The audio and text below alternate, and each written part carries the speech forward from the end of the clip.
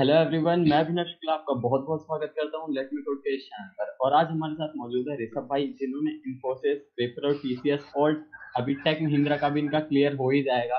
तो इन तीनों कंपनीज का इन्होंने ऑफर लेटर ले लिया है और उसके बाद अब ये टेक महिंद्रा भी क्रैक करने वाले ही हैं। तो आज जानने वाले हैं हम इनके बारे में कि इनका एक्सपीरियंस कैसा रहा और इनके बारे में और डिटेल में जानेंगे, इन्होंने प्रिपेयर कैसे किया और इंटरव्यूज का सारा एक्सपीरियंस आज हम इनसे कवर करने वाले हैं। तो अब मैं इन्हीं से बोलूंगा कि ये अपने बारे में बताना शुरू करें। ऋषभ भाई। ओके।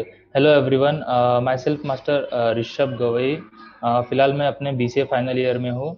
और जैसे ही मीन्स अराउंड दिसंबर 2020 को वो लिंक आई थी विप्रो की। फर्स्ट ऑफ ऑल विप्रो का बताऊंगा मैं। हम्म। तो मेरे कोई फ्रेंड ने मुझे लिंक भेजी थी, तो मैंने ऐसे अप्लाई कर दिया था। तो देन फिर मैं सर्च करने लगा यूट्यूब पे कि how to prepare for aptitude. Okay. फिर मुझे लेट मी कोड का चैनल मिला, आपका चैनल मिला कि हम्म। उसमें फिर प्लेलिस्ट से। फिर उसके बाद शायद 18 या 28 दिसंबर को मेरी एग्ज़ाम हुई। ओके। हम्म। मैंने कुछ ज़्यादा प्रिपेयर नहीं किया था, ऐसे ही छुड़ाया था। और फिर उसमें अराउंड 60 क्वेश्चंस थे। कॉर्न्स के 20, रीजनिंग के 20 एंड इंग्लिश के 20। हम्म। और मैंने अराउंड 59 सॉल्व किए थे। इंग्लिश के तो मेरे most of the I think 18 या 19 राइट थे। रीजनिंग में भी मेरे ठीक ठाक राइट थे, बस कॉर्ड्स में थोड़े कम ज़्यादा। और एक उसमें विप्रो में सेक्शन होता है, एक ऐसे का सेक्शन ऐसे। होता है, लास्ट सेक्शन। हाँ। हाँ। तो अराउंड 80 मिनट्स की होती है। तो अगर मैं बोलूँ विप्रो का डिफिकल्टी लेवल एग्ज़ाम का, हम्म। तो वो मैं बोल सकता हूँ मॉडरेट, इजी टू मॉडरेट बोल सकता हूँ।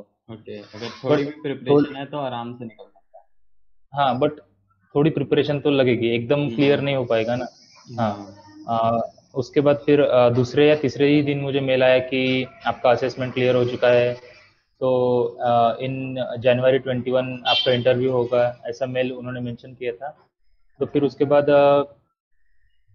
मैं और सर्च करने लगा कि क्या क्या टॉपिक्स होते हैं। तो फिर मुझे आपका चैनल मिला, उस पर ओएस के प्लेलिस्ट थे। उसके बाद में ऑपरेटिंग सिस्टम हो गया, डेटा स्ट्रक्चर के थे, पाइथन के थे जो मोस्ट आस्क क्वेश्चन रहते हैं, या फिर बेसिक जो होता है, आपने सभी ऐड करके रखे थे। और शायद मुझे लगता है टेलीग्राम चैनल पे मुझे पीडीएफ्स भी मिलते थे। आपने हम्म। पीडीएफ्स भी शेयर किए थे विप्रो राइट। वालों के लिए। हम्म। हाँ हाँ, फिर वो मैंने सारे पढ़ लिए। कोड्स प्रैक्टिस करता था। फिर कुछ अराउंड 10 या 15 दिन थे मेरे पास में। तो फिर वो रोज मैं रिवाइज करता था, आप ही के पीडीएफ। कुछ 50-60 क्वेश्चंस रहते थे, सी प्लस प्लस के थे, हम्म। ऑब्जेक्ट ओरिएंटेड प्रोग्रामिंग के कंसेप्ट थे, पॉलीमॉर्फिज्म हो गया, इनहेरिटेंस हो गया। ऐसे उसको डीप, मतलब बेसिक क्लियर कर दिया था। आपके चैनल ने मुझे अगर हेल्प किया है विप्रो में, तो क्रैक करने के लिए ही। और फिर मेरा इंटरव्यू हुआ, टेक्निकल आई थिंक 19 को हुआ। ओके। ओके। तो हाँ, तो वो अराउंड 20 to 25 मिनट चला। उन्होंने सारे क्वेश्चंस पूछे, बेसिक्स बेसिक्स से लेकर तो इंटरमीडिएट तक। एडवांस तो बोल नहीं सकते क्योंकि एक फ्रेशर हम्म। रोल है ना। हम्म। हाँ। बेस तो मैं तो सजेस्ट करूँगा कि अगर इंटरव्यू में बैठना है फ्रेशर रोल के लिए, तो बेसिक तो क्लियर होना ही चाहिए।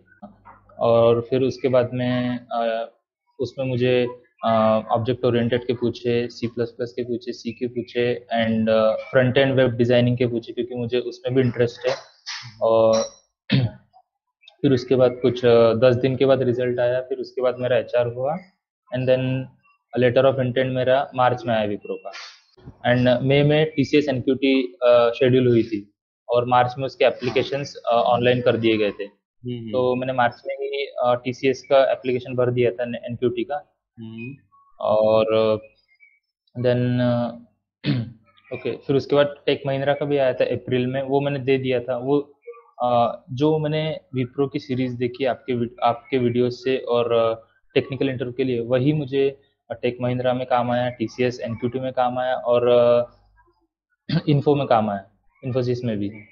तो वही वीडियोस मैं वापस से देखने लगा, क्योंकि मैं वो वीडियोस दिसंबर में देखा था ना, तो फिर थोड़ा हम्म। रिकॉल करने के लिए हार्ड जा रहा था।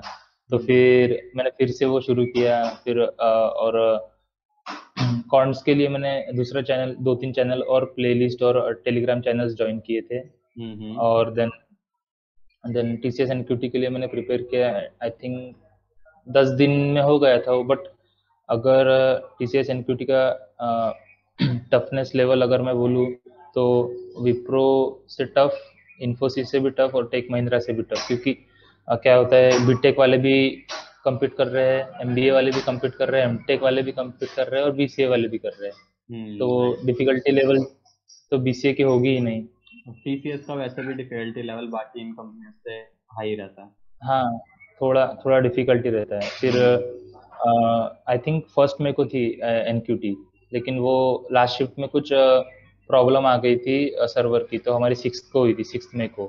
देन देन अराउंड 19 को मेल आया मुझे कि we are considering your candidature for TCS associate employ. Then कुछ सर्वे मेल होते हैं ना कंपनीज के, आते हैं हाँ हाँ।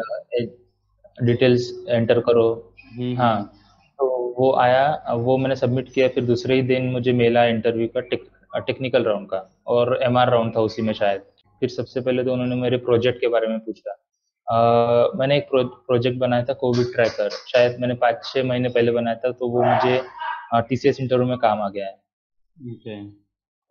कोविड ट्रैकर का प्रोजेक्ट बनाया था। अभी कैसे कोविड ट्रैकर होते हैं ना, वैसे ही मैंने मेरे डिजाइन से बनाया था, तो हाँ। रिएक्ट और जेएस की मदद से, वीएस कोड से, ओके ओके। और उसको गिटहब पे डिप्लॉय किया था। ओके। तो फिर उन्होंने बोला कि स्क्रीन शेयर करो और फिर बताओ आपका प्रोजेक्ट। फिर मैंने गिटहब पे गया, देन जूम से स्क्रीन शेयर किया, देन उनको पूरा एक्सप्लेन किया कि कैसे बनाया है, कौन से एपीआईज यूज़ किए हैं, लिंक कैसे किए हैं, हम्म। वो कंट्रीज, अलग अलग कंट्रीज का डेटा कैसे लिया है, कहाँ से लिया है।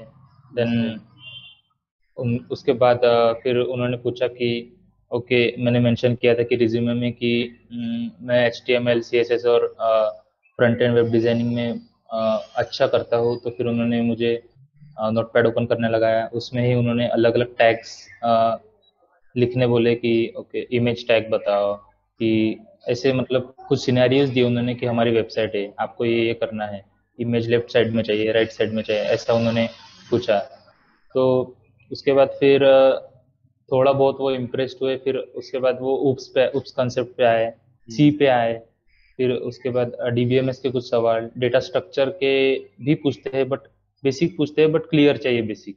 फिर उसके थ्योरेटिकल। बाद हाँ, थेरोटिकली, हाँ, प्रैक्टिकली कुछ करने नहीं बोलते हैं कि एल्गोरिदम लिख के बताओ। राइट। ऐसे, हाँ। देन देन उसके बाद टेक्निकल राउंड जो था, फिर उसके बाद ही मैनेजरियल राउंड था। तो ओके। उसी मीटिंग में हुआ वो, फिर उन्होंने मुझे मैनेजर को हैंड ओवर किया और टीआर वाई पे ख़त्म हो गया।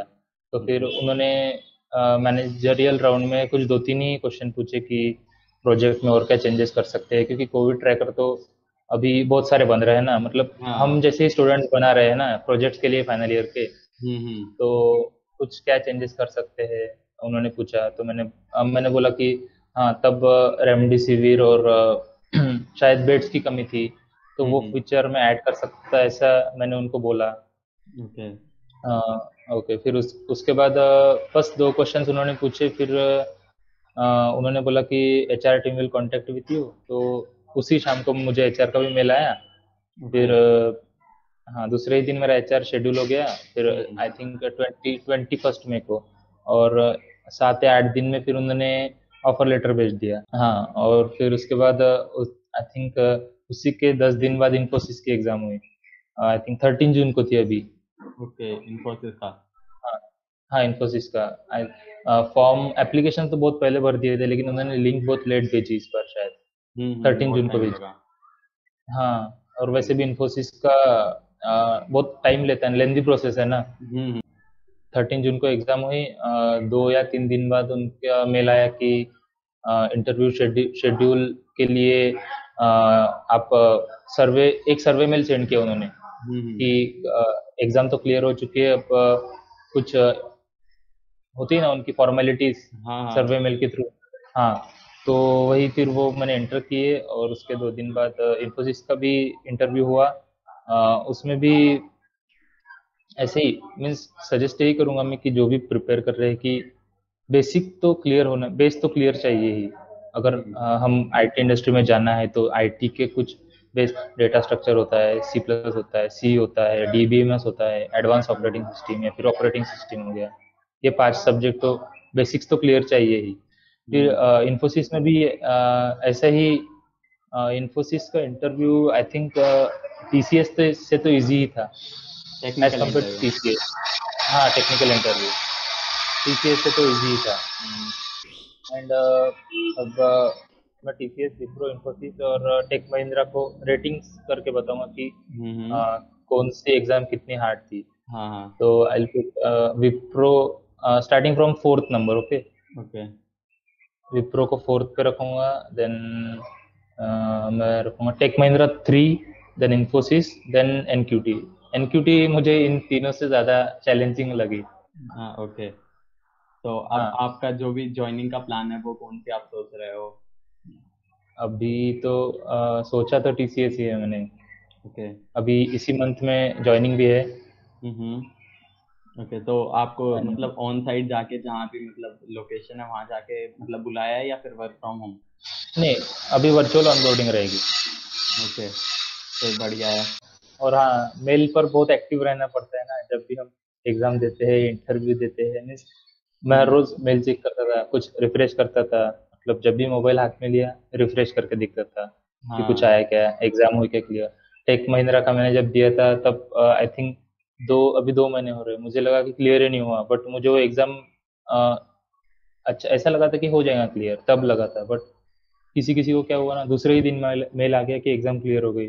और फिर हाँ मैं तब ऐसा लगा, अच्छा मेरा नहीं हुआ होगा। फिर मैंने ऐसे सोच लिया कि नहीं हुआ होगा क्लियर। हाँ। बट फिर कल या परसों मुझे मेल आया, तो फिर उसमें मुझे पता चला कि हाँ मेरा भी हो गया करके। हो जाएगा। हाँ थैंक यू, थैंक यू।